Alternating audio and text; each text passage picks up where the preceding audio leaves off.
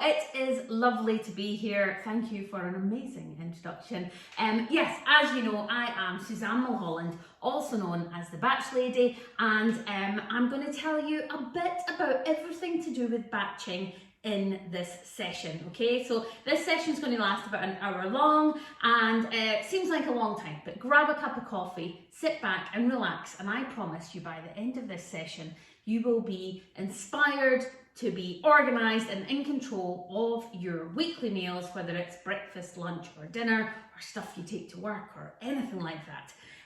So just to give you a quick chat about who I am and what I generally do, about 5 years ago I got approached and asked by some friends to show them how I am always organised with meals and in advance. So it was some mums at the school gates were like, how are you always organised? You know exactly what you're doing, and you just seem to know what you're having for dinner every night.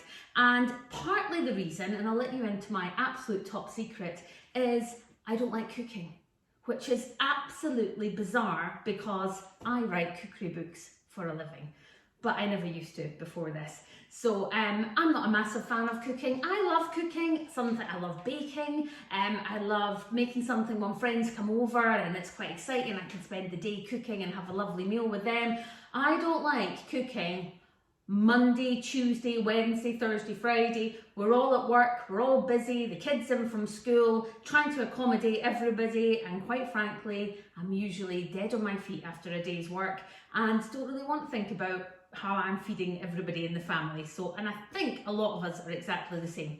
So I had got into batch cooking and getting meals made. Whenever I had the time, I would make a bunch of meals all at once and get them in the freezer. And I showed some mums at our local school how to do this, and they said, you should show other people. So I put it on YouTube as the Batch Lady. That was 5 years ago. Now, I have 3 big books out and a small one. I have another book coming out next year. You'll sometimes see me on This Morning with Holly and Phil chatting about batch cooking as well. And there is a website and there's meals and there's lots of different things. So it just seems to have went.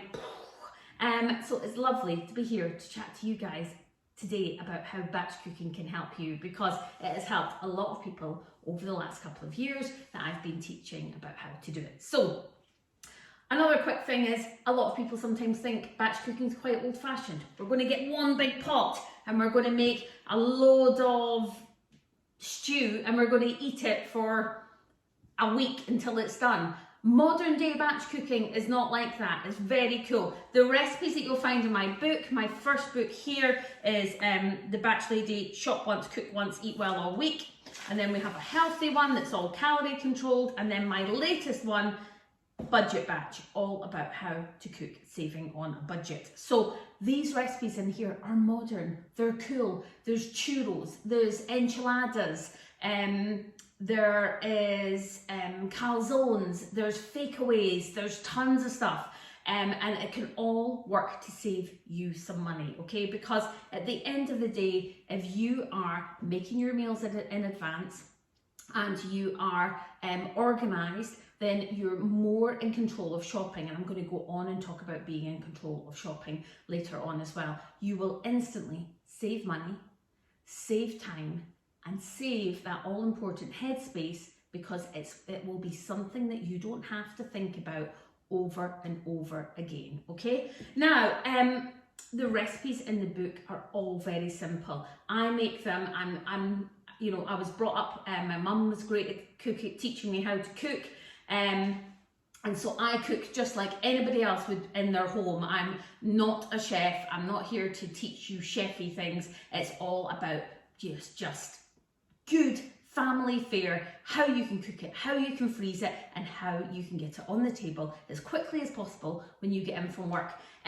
If you do want to get a copy of the books, there's going to be some competitions running. They may have already ran already, you might have already got them, but there will be some competitions running for these as well. And on my website, which is thebatchlady.com, you will get loads of free recipes, so you don't need to buy anything to get started. So in this session, I'll just move these out of the way. In this session, I'm going to be first explaining what it is and how batching, what it looks like, what we're actually ultimately looking to get. And I'm going to be showing you those meals. And I'm going to be running you through an array of stuff that I've got on this counter over here, which is what you need to get started, how easy it is, and we're going to make some really cool recipes as well that you can make really quickly, really easily. And I'm going to show you how many meals that you end up with once you've portioned them all out and everything like that. So yeah, grab your coffee and we'll get started. I'm going to keep moving back and forth between here, so you'll see me maybe go slightly out of shot, because I'm going to be putting stuff on this side and collecting other stuff over here. I'll put these on the floor just now, and I'm going to bring over some of the things that I think are great to get started. Most of this you will have in your house already.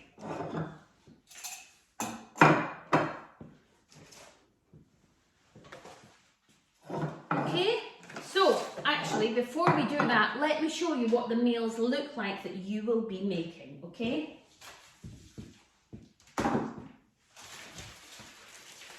So I make meals that can be frozen flat like that. This is a risotto, okay? So if you're making spaghetti bolognese or chili or anything like that, you can freeze it flat in these little freezer bags. You label them, you can write on how you cook them. I'm going to go through all the different bags and everything like that, so don't worry about that. But that is your ultimate goal of what we're looking to make. Most meals can be frozen flat. I'm going to show you how to do them and the reasons why, okay? They stack in brilliantly into your freezer. You can fit tons of these in your freezer. They become like library books and you just pull them out. And because they're so flat like that, they don't get freezer burn being in these bags because all the air is taken out of them. You manage to stack a lot in, but also think how quickly that defrosts. That defrosts so much quicker than like a huge meal. And I'm going to go through different ways that you can defrost meals, and a super cool one that you can do that would defrost this in about 20 minutes using cold water. So I'm going to chat to you about that. So depending on what you're making, some are flatter than others. Okay, so this is a big, it's a vegetarian, it's got lots of chickpeas and it's like a tray bake, okay? So that's quite fat because it's got lots of vegetables in it. But that, once it's defrosted, I just pour it in a tray, one tray into the oven, and I know that that's dinner done in the evening. So really simple, and again, stacks up like that. We've even got things like fish chowder, okay? And I'm using different bags. These are reusable ones. I'm going to go through that in a bit. And you can just stack them all on top of each other and they fit in the freezer really easily. So even if you've got a tiny freezer space, you can get lots into it, okay? So don't worry if you've only got that tiny little drawer at the top, you can still get a few meals in. If you've got a 3-drawer freezer, that is all you need. You don't need a big deep freeze to do this. If you have a deep freeze, brilliant, but you don't need it. A 3-drawer freezer works perfectly. I always say if you've got a 3-drawer freezer, 1 drawer should be saved for meals, 1 for your sort of ice creams and your fish fingers and stuff like that, and another one for all your frozen like fruit and veg and herbs, which I'm going to run through as well and tell you about them once we've done this. That means that your freezer is really organised, and you've got a meal drawer, you've got a sort of, you know, normal, what everybody has, some frozen pizzas, some fish fingers and all your ice creams and ice lollies, and then you've got all your frozen things that you would use to make these meals as well. And that's a perfect way to have a 3-drawer freezer. Okay, so I'll move these out of the way and we'll continue. So now you know what you're making, let me show you what type of products you need to get started. Really, you'll have the majority in your house. You need a big pot like this, okay? So 1 or 2 big pots with some lids in them are absolutely perfect. I've just put in all the other stuff that we need. You don't need all of this. Woo! I'm just showing you the different options, okay, of what you could use. Let me just grab most of it out, pick up the ones that fell on the floor. Right, so a big pot. And if you are looking to buy a big pot, get one that is just silver, stainless steel like this. There's a stainless steel lid. Try to get one that doesn't have any plastic on it, and it means you can put it from the top of your oven if it's on the hob directly into the oven and back out again. You don't have to keep transferring it. If it's got a plastic handle, you can't put it into the oven. So these are the best ones. You can get them cheap in most places. Try to look for a non-stick one. IKEA does some really good ones at low cost, but one big pot will always stand you in good stead for 20 years. They last a long time. Okay, and then of course we are freezing things in bags. Okay, so there's all different types of bags that you can get out there. There is your normal plastic ones. You can get these from like IKEA or Tesco or Asda, and they're just very normal plastic.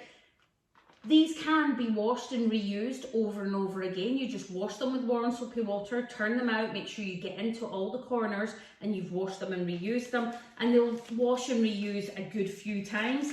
But if you do not want to use plastic at all, you have a few different options as well. These are just tiny ones I've got, but they come in big sizes as well. You've got little compostable ones that you can get on the internet. So you use these and then they're compostable. Or you can start to use ones that are like these, silicone, or these are called PEVA, and these are washable and reusable. Okay, I'm not a big fan of silicone. It's quite hard to open and close and use, so I tend not to use these. I tend to stick with these really good, flexible, reusable bags. Okay, and you can get reusable ones in places like Lakeland, but they are quite expensive. And you can get lovely little soup bags that sort of have a, rather than being flat like this, they have a little base and they stand up. So if you want to pour soup into them, they work really well. Find a bag that suits you. And if you just are new to this and you want to get started, just start with the plastic ones that you can rewash, and then once you're happy, move on to your reusable ones, okay? If you are using either of these, you'll want to write on your bag exactly what's in it. So this one's fish chowder, and for how many people. You might want to date your bag as well. So if you want to write on your bag, if you are using one that you're going to throw away, you can use just a Sharpie marker that you can get in any supermarket. And if you want to write on a bag that's reusable and you want to wash it away and reuse it again the next time, you want to get what's called a chalk marker. You can get these online or in any sort of supermarkets and things like that. And they just write on, you give them about 3 minutes and they dry.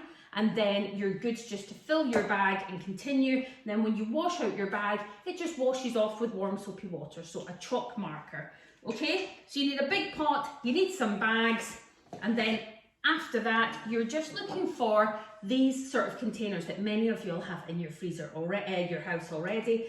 They can be glass with a plastic lid. Great for having things that won't freeze flat. So things like, I'm going to make a fish pie.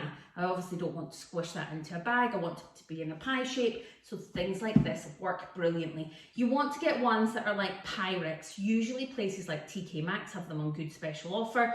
Pyrex ones can often go straight from the freezer into the oven. Okay, and so they're brilliant. You're just taking the top off of it. Imagine coming home from work, you take it out of the freezer if it's a fish pie, you take the top off, you put it in the oven, you go and have a bath, you do kids' homework, whatever, you come down, 40 minutes later, and you have a fish pie ready to serve. That's the type of night that I want you to have every single night, whether you are dashing in from work or you're leaving something, if you're on shift work and you're leaving something for somebody else to take from the freezer and put in the oven. I want it to be that simple for you, because in the evenings, it's not the best time to cook from scratch. If you are working, if you're on shift work and you're leaving somebody else to feed the kids or whatever it is, it's not the best time to cook from scratch. But I started this because I didn't want to be eating expensive takeaways or expensive sort of ready meals from the supermarket. I wanted my family to eat really good food even although I was working. So doing things like this means that you are making your own homemade, personalised, ready meals that you have ready in advance, and you are your future friend, okay? So that's pretty much all you need. I do tend to use these big spoons, which are cup measurements. All my recipes come in cup measurements like you would see American recipes use. They come in cups, and there's little half cups and stuff.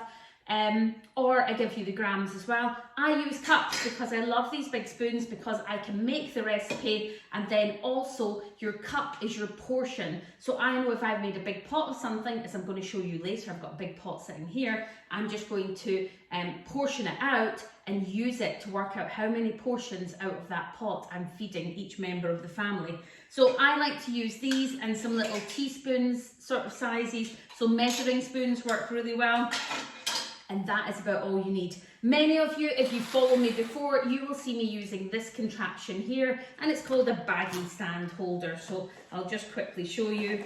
Again, I have a website, there's a shop there, or you can just buy them on Amazon. You don't need these are not necessary, but if you get into batching and you're alone, it's really good if you're holding a pot and you're trying to spoon something into a bag. It's just an extra set of hands, basically. It holds your bag open, it goes into whatever size you want, big or small, and then you can just start to stack it all in. That's how easy it is.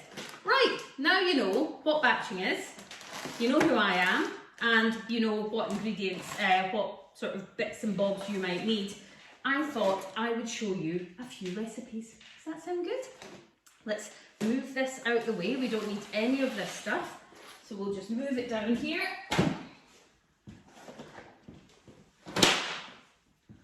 I'm going to use these later on. Oh, silver foil is always handy. We're going to make some parcels today using silver foil. You can get it in little individual bits, and you can just cut it yourself like I have. But silver foil is certainly very handy.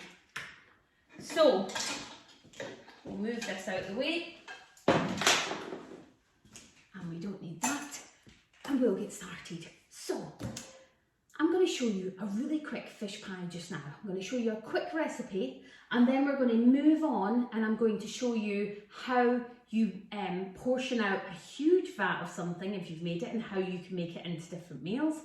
And then I'm going to show you some more recipes, and by the end of it you will see we're 20 minutes into the session, we've got another 40 minutes. You will see in that 40 minutes just how many meals you can make in the shortest amount of time. So let's get over a fish pie.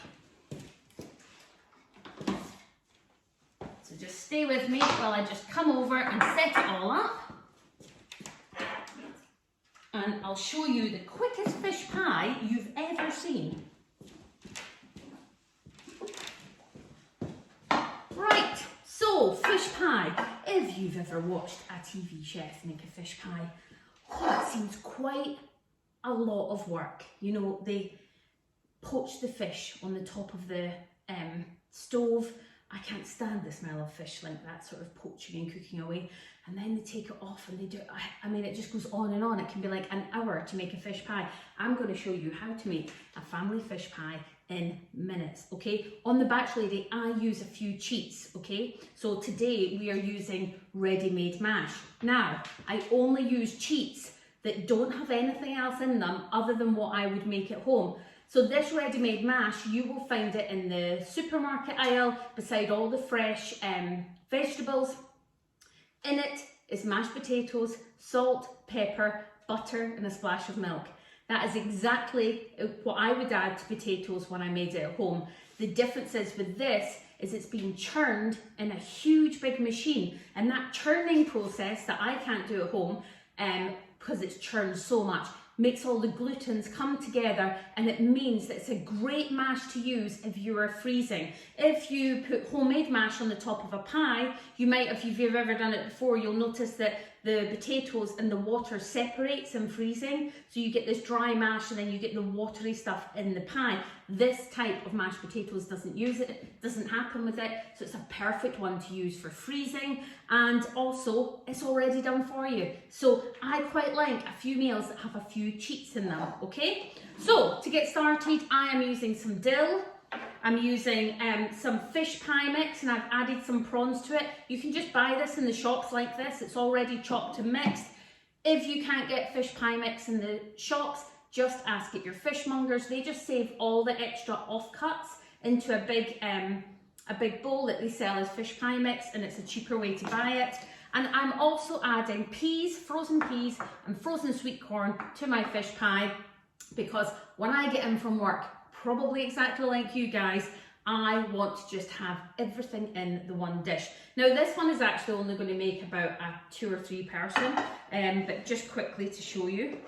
So all I do is take my fish pie mix and add it in to my dish. If you're on a budget, use less fish pie, more veg, okay? Fill it full of veg. So if you're on a budget, don't worry. Fish can be expensive. Just less fish. Also, if you have kids that don't like fish, less fish, more other stuff. Even put cheese on the top of your fish pie if you want, and then start adding in more fish as you go along later on, okay? So once they've had it a few times and they like it, less cheese, more fish. That's the best way to go. Right, so I've got my fish pie stuff in. I'm now just going to add in a few handfuls of peas. Doesn't matter, just as many as you think you want to add in. And this recipe is free on my website as well, so if you want to do it, you can. I'm going to add in some sweet corn. I always think it goes very well with a fish pie. Now, I've got some dill, and I'm going to just add the dill over the top. And then I'm not making any sauce. The only thing I'm going to add in is some cream. And the reason is I've already got the dill in there and I've got all the fish. When this cooks in the oven, the fish, the dill, the vegetables, all of those tastes will also come through the cream, and that will make the sauce itself. I promise you that is all you need. This is the easiest fish pie, and you don't need a massive amount of cream. A good glug, I'd say a couple of 100 mils you would need, and then just get a spoon and give it a mix around. Now you'll notice I'm using frozen veg, and then I'm going to put this straight back in the freezer. That's fine if it's vegetables and you work quickly. I'll have this back in the freezer, you know, before it's defrosted. So it's easy enough to do, okay? Once you've got that, that is your bottom of your fish pie mix. And then all you are doing is getting your mash, which comes quite solid like this, and you're just crumbling it over the top of the pie into little bits all the way along.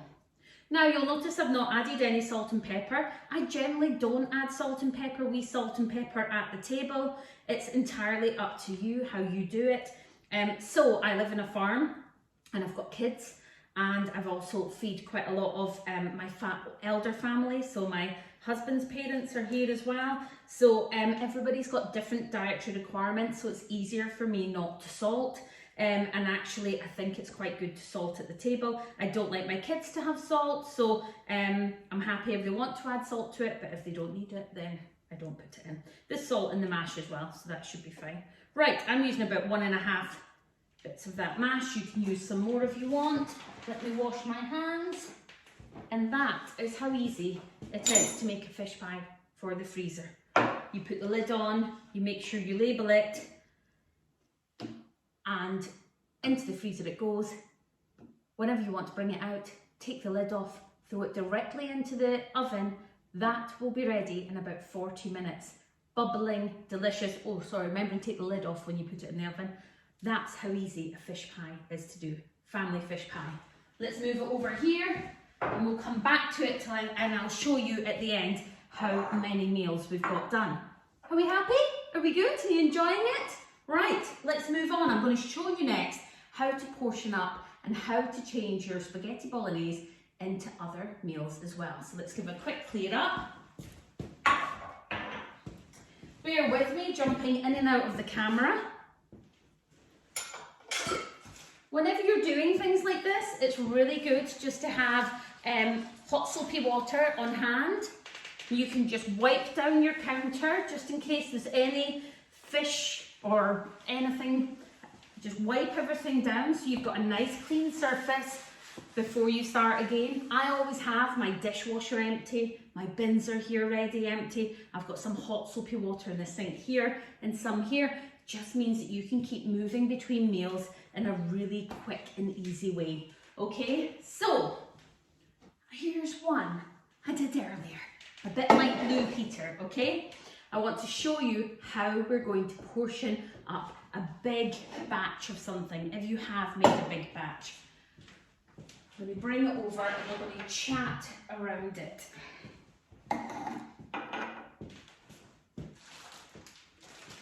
Right. Oh, hold on. I'll get my bags. I'll get my pen. We should be good to go. Right. In this pot last night, I made a spaghetti bolognese. Okay, and I made it because I didn't want to have all the faff of just showing you this. We all know how to make a bolognese, don't we? This is a usual bolognese. I have added grated carrot to mine to bulk it out, to make it cheaper, and also to get an extra vegetable in there, but it's pretty much just a big bog standard homemade bolognese like all of you will know how to make. Okay, but I want to show you different things that I did along the way. So I got my bolognese started and I got my mince going with the onions and everything like that. As the mince was browning and I was waiting on it to brown, I had some other mince out in front of me and I made these. We're having these tonight for dinner. I made some meatballs, okay? Because if you think about it, and my background is a time management expert, that's what I'm really into, getting things done in the shortest amount of time.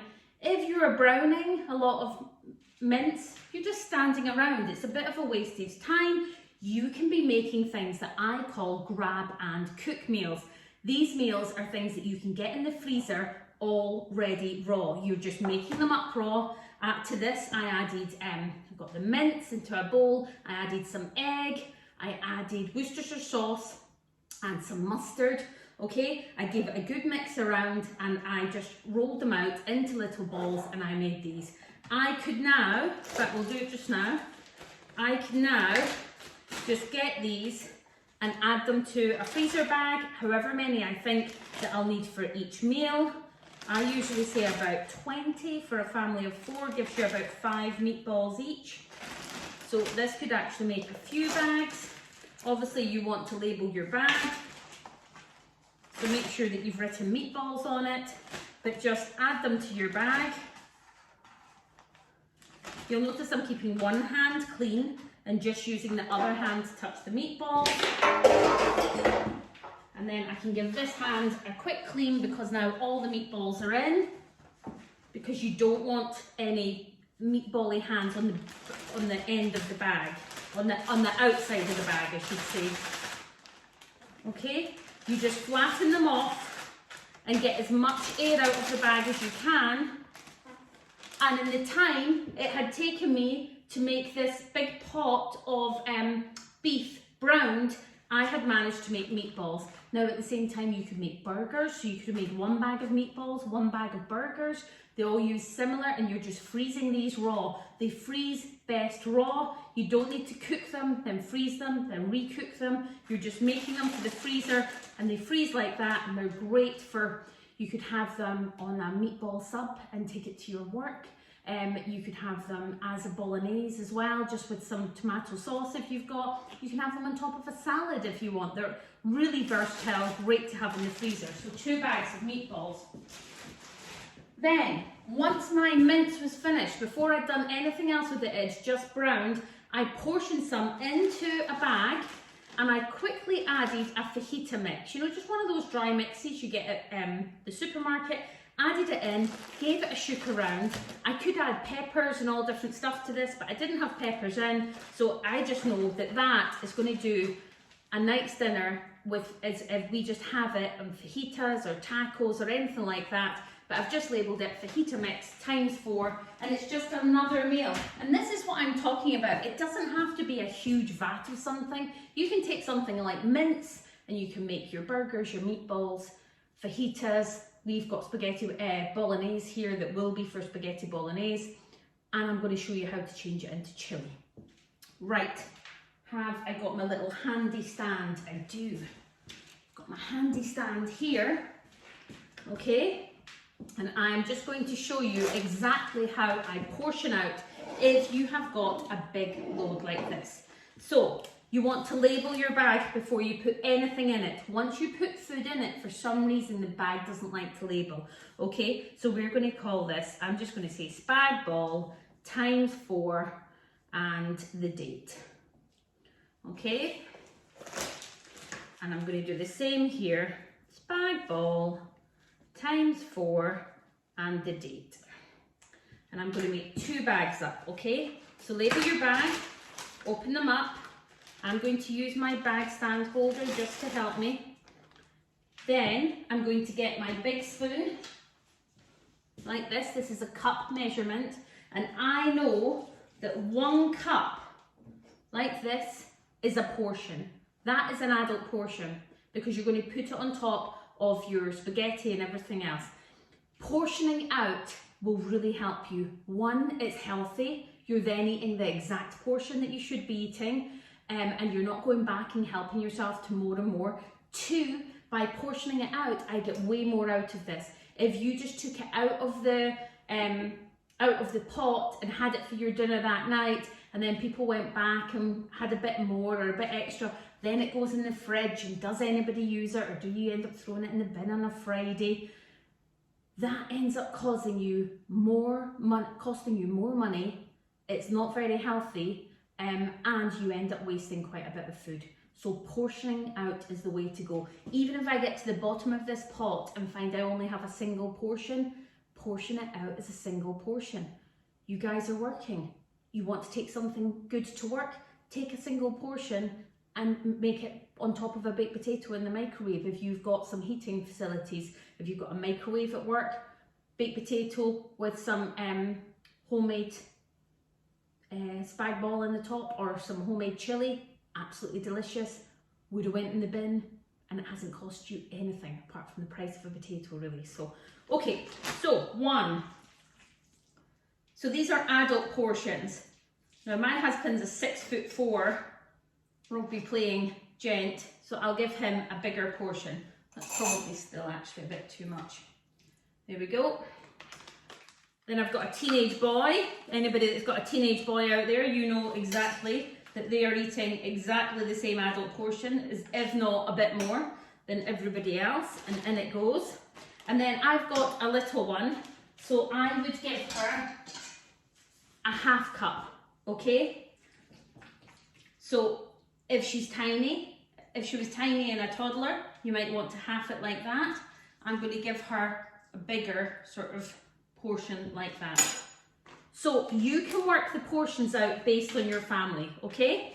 Once you've done it once or twice and you know your portions, you will find it very easy to portion out for exactly how much your family needs. I'm just getting a kitchen roll for anything that touched the outside of the bag, and then move it out of the way. You want to seal it up 3/4 of the way, leaving a little gap. You then want to flip it over like this. Can you all see that okay? Flip it over, press it down, and you will see that all the air starts to come out that bag, out that little gap. Press it down flat, seal it the rest of the way, make sure it's completely sealed, and you have your flat bolognese. You can now stack them up, get them in your freezer. Imagine how many you'd get. Stacked up in your freezer, you can get like 15 meals of all different meals. Okay, so that's 1. Let's do another one, again, just to show you. I'll do it quicker this time. So I'm going 1, 2, and this is cold. You want to, it's quite good to wait until it's cold before you portion it up. You don't want to put hot things in these bags. Now was that 3? Too busy chatting. Too busy chatting. And then a smaller one for my daughter. So if you put these, if this was really hot and you're putting it in a plastic bag, you're going to melt the bag. Even if you're using a reusable bag, you are still going to cause the seal to break. So you want to make sure that your food has cooled down. Okay, so I just left it in the pot to cool. This one went in the fridge because I made it last night, so it was in the fridge overnight. You don't need to wait that long, just until it's at room temperature, not piping hot. And again, that's my other bag, and you can see how easy those stack, okay? And I've got 2 bolognese family-sized portions made out of that. Now, do a quick little tidy, and I'm going to show you next how I'm going to make this into chili. Okay, so I already made it as spaghetti bolognese, and now I want to make it into chili. You don't need to make them in 2 separate pots. They don't need a lot of difference just to change something over from spaghetti bolognese to chili. So I'm just going to move these out of the way just now. So I've got this left in my pot, okay? I'm now going to add in, I'll just wash this as I go, just wash out all your, just as you go, keep working. So I'm just washing my tins and throwing them straight in the recycle. I'm going to add my kidney beans, and these ones are in a chili sauce. You could have them in a normal sauce. If they're in no sauce, you want to drain them first. Mine are in a chili sauce, just making it easier for me. So I'm just adding them, then I'm just washing out my tins. So you basically, if you're making things like this, you don't want to be left with a load of dishes, a pile of stuff. You just want to do it as you're going along. So I just wash out my recycling, add it into the bin at the same time, just keeping it really simple and easy. Now, the only thing that you need to make this into chili is kidney beans. I like to have cumin, okay? So you can measure yours out. I know exactly how much I want to put in mine. And chili powder, okay? I'm using a mild chili powder. I'm going to just use the rest of this tub. Yeah, I'm using a mild chili powder, and the reason is if you are cooking for lots of different people, start mild, and then usually what I tend to do is feed the kids first, and then for my husband and I would maybe zhuzh ours up. So I will then add maybe some fresh chilies, some coriander on the top. You know, you can zhuzh it up if you want. You don't want to make a really spicy one and then find that nobody wants to eat it because it's too hot and spicy. You're much better to add to things than to try to take anything away. So you'll notice that this is cold. I don't need to heat this up because it's going to heat up when I come to cooking it, isn't it? So I can just mix it around, and then that has made the most basic chili, but it works, okay? And I can just portion that out exactly the same way, labeling it as chili, and I have then got out of the meat that I was doing, I've got some fajita mix, I've got my spaghetti bolognese made, and I've got portions of my chili made, and it's just a big variety. And if you think about it, all I have to wash is one big pot. Everything else has been put into bags, and I have to wash a few spoons. It's that easy. It's super easy to do these things. I do these sort of, I call them 10 meals in an hour, and I've got lots of sections in my books that I do them. So I do a fish one, I do lots of vegetarian ones in the budget book. I think there's a mushroom one. What else is there? Oh, chicken. There's chicken ones as well. And I've also done these in collaborations. Some of them have been done in collaborations with like Lidl or Aldi so that you can know how much it costs. So doing one like this, getting 10 family meals out of one pot in an hour, including your burgers and your meatballs, I think takes about, I think it's about £37 that it ends up costing me. So you can do it in really cheap. When you think about that, that's £3.70 for a good home cooked family meal. So it's really good. Rather than portion this out, you know exactly how to portion out now. So I'll just move it to the side and we can carry on. Now, one of the things I want to tell you about is a slow cooker. Tons of you may have one, you might not know what it is, but I am a massive fan of a slow cooker, and I want to talk about how you can save some energy costs and how you can save some money for yourselves by using a slow cooker. So let's just have a little wipe down, move some of this stuff out of the way. So, let's just talk for a minute before we go on to another recipe about, let's just sit that there, about saving money, okay? Because it's on a lot of our minds, and you just don't want to be spending more money than you have to be spending at the shops. I always think, isn't it amazing that if we wanted to buy something like, let's imagine you're going to buy a new chair for your front room, right? And you go to the sofa shop and it's £220. You sort of hum and haw about it and you think, I'll come back and I'll make a decision and it's a lot of money and Will I actually do it? Oh my God, we can be in Tesco, can't we? And they're winging it at us and we're throwing it in our bags and it can be £200 and you don't even think about it because it's like, oh well, we needed that. It was a necessity, it had to be bought. But you can really reduce your spend by doing some really easy things. Tons of you will already know about these, but we'll run through them anyway, okay? So, one good way you can reduce your spend on things like electricity is if you are cooking something like stews or casseroles or chili or spag bol or anything like that, or soups or anything, a slow cooker works really well. One, it cooks everything slow, it's electric, it's not going to be as expensive as putting your main big oven on and leaving it to cook if you've got your oven on for 3 hours. A slow cooker works really well. These are usually, you don't need to spend a lot of money. I would say a good family one. I think this one, is it a crock pot, this one? This one's a crock pot. I think it was £20 out of Tesco years ago. They quite often still come up for about £20. Well worth buying over and over again. They work really well. If you are using a slow cooker, just follow a slow cooker recipe and make sure that you don't keep opening the lid. It's meant for the steam inside to help cook it, but that will save you money. How it'll save you money on a second approach is if you are cooking meat, you can buy cheap cuts of meat. So cheap stewing steak, that if you were to cook it fast, it would be like all chewy and just not very nice. If you're cooking it slow, you can take the cheapest cuts of meat and just cook them unbelievably slowly. So that is a perfect way to double bubble in your savings, okay? So slow cookers work really well. Many of you might have got air fryers as well. I quite like an air fryer.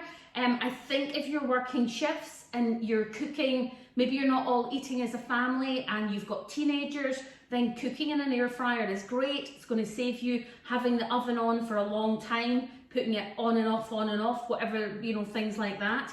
So I would say it's brilliant to sort of have an air fryer if you want. If you don't have one, you don't need one, but they do sort of save money in the long term. In terms of having teenagers, they're pretty good as well.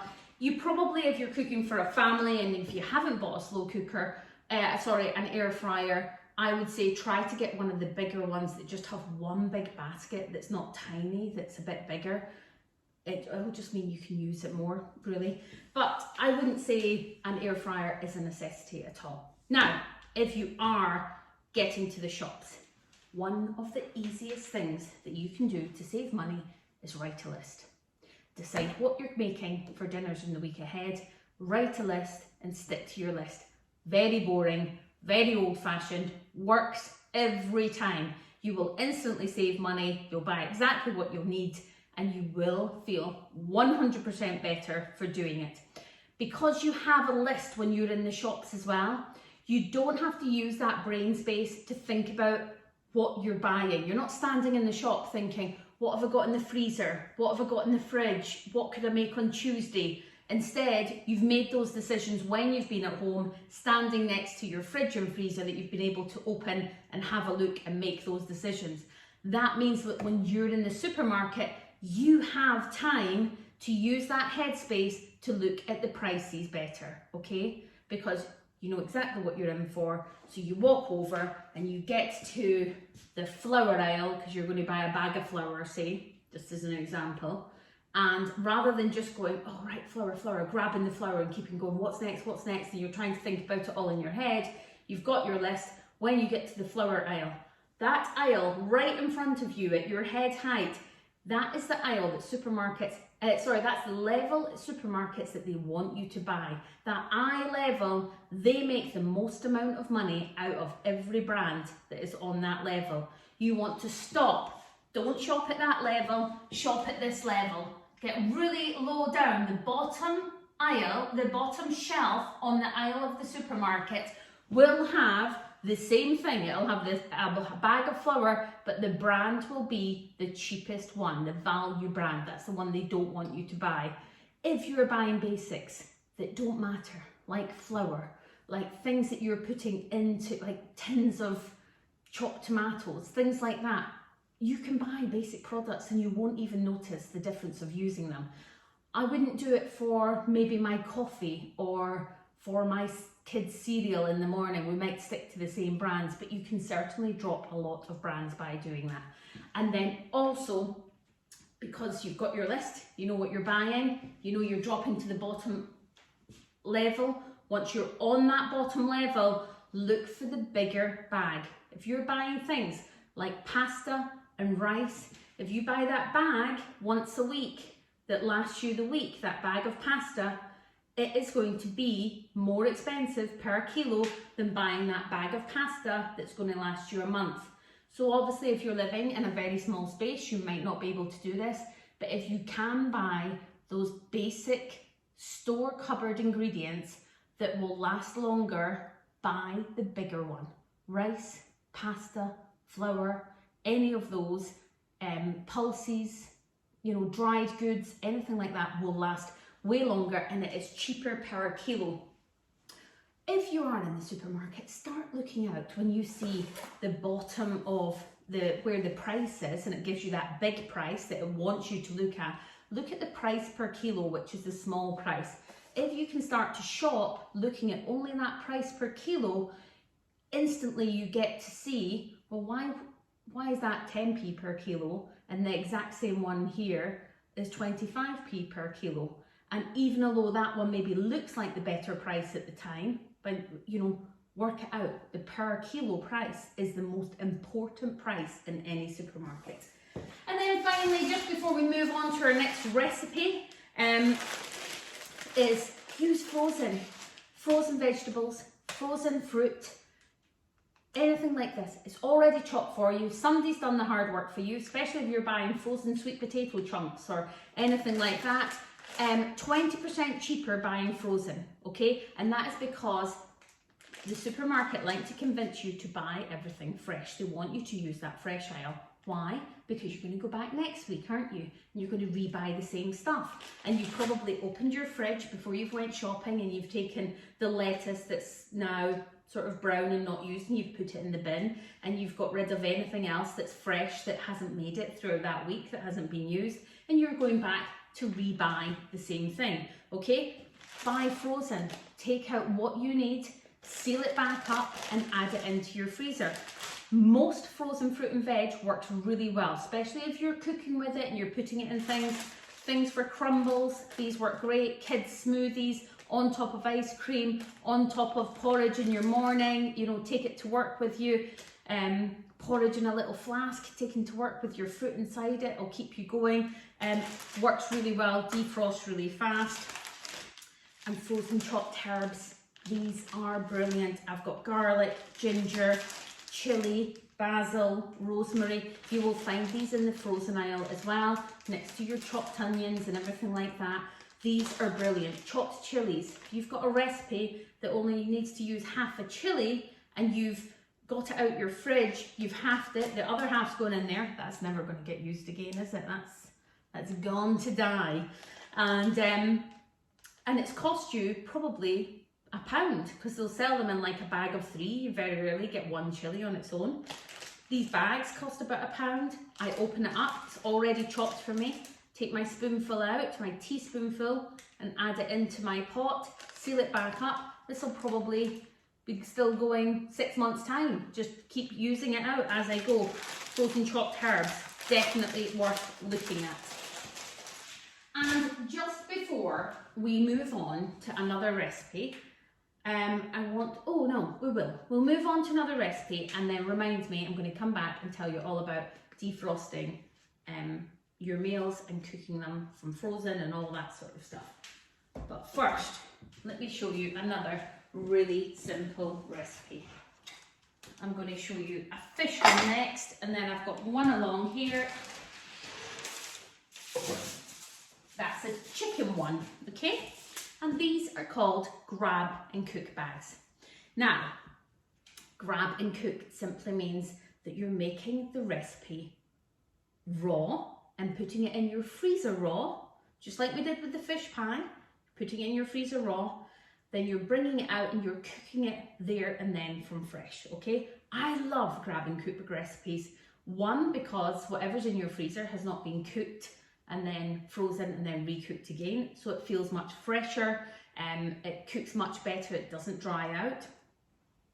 And the other reason that I absolutely love it is because they take minutes to make and they're really easy and healthy, and you think, really, did it take only that amount of time? So let me get myself 2 pieces of foil, this one or that one. Let's get rid of that and make a nice clean counter.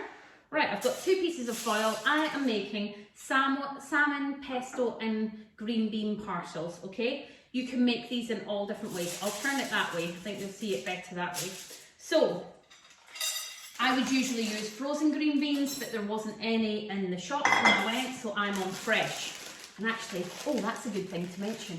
These fresh were £1.50 for only that amount. How much is that? 170 grams.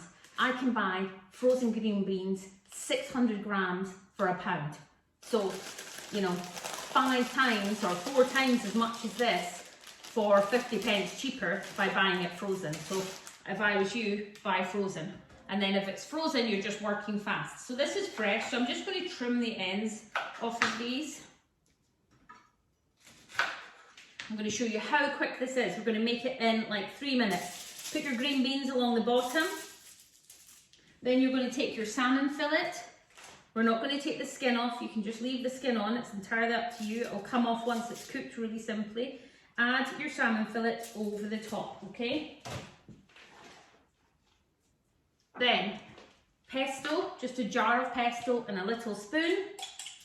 And you are just spooning over a little bit of pesto. Now, you'll notice, health and safety, I have put my spoon in the pesto, but I've dropped it onto the salmon fillet. I've not touched, I haven't smeared it along the salmon fillet yet, because I had to do that and then put it back in the jar and then do that again. So I don't want the spoon to touch the fish, otherwise that is ruined. So you're just dropping it on quickly. Then, once I've finished with the jar, spread it along the salmon fillet and seal it up. Now, you could be making this with some new potatoes, have it with rice, whatever. But look, that is a parcel that is so simple to do. So simple, so easy, take minutes. You can do all different ones. You can do one with Thai seasoning. You can do all different fish. You can do a monkfish one. You can do all different veg, depending on what suits your family's needs. But if you think about it, these are things that you would get in Marks and Spencer's in a little tray for about £7. And you can do them yourself for a fraction of the price. They're really simple and easy to do. You make them in their own individual parcels. That just means I've labelled this bag already, ×2. I'm putting them in the bag. No matter how many people are eating that night, I can take 1 portion out. If I had 6 of these, I could take 6 portions out.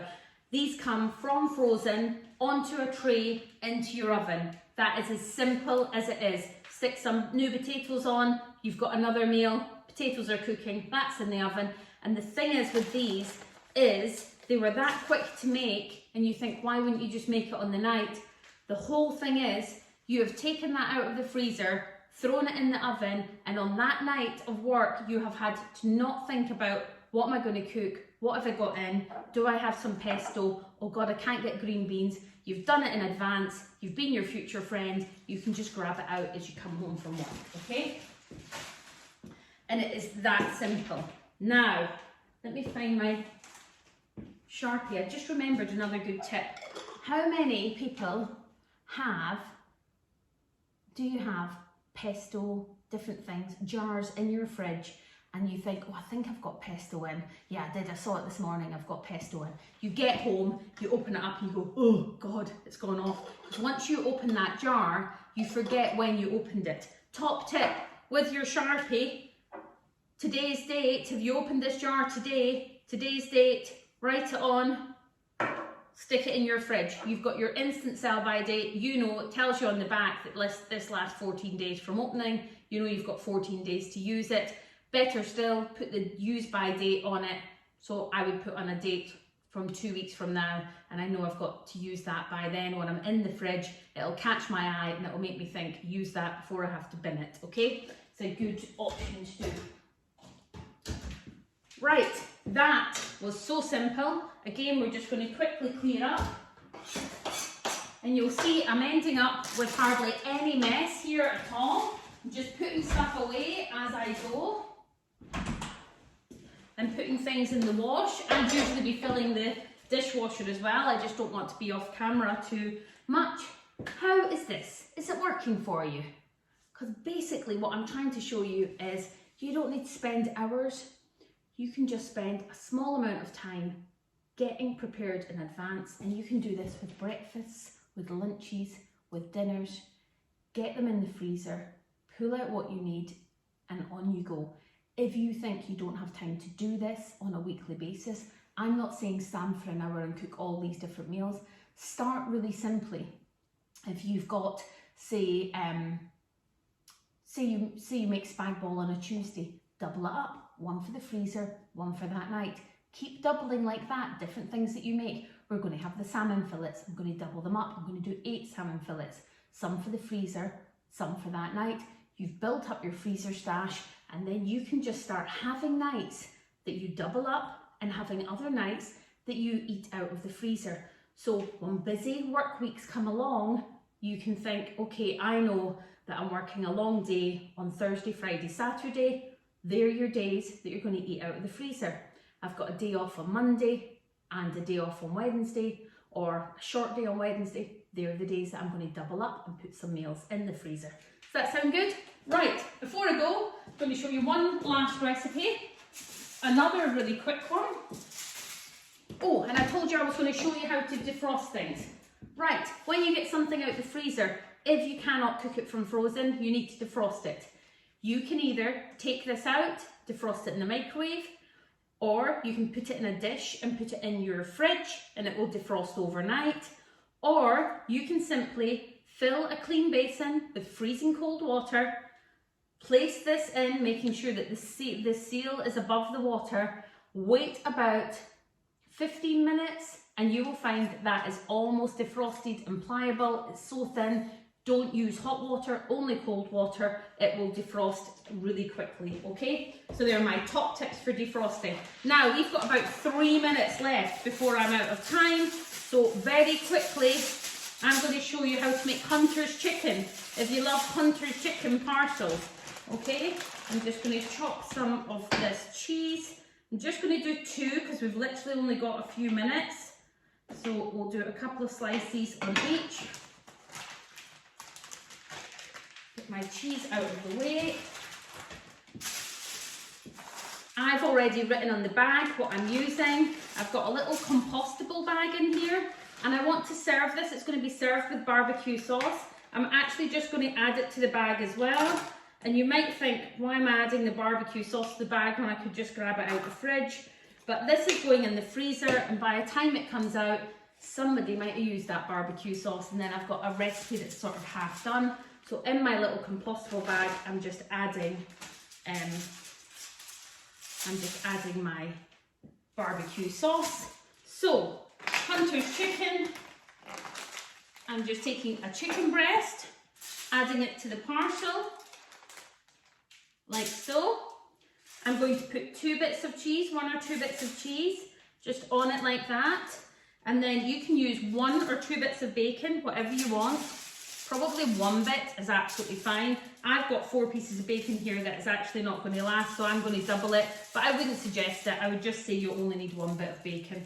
I'm a bit funny about eating bacon. I don't know. I think it should be a real treat thing.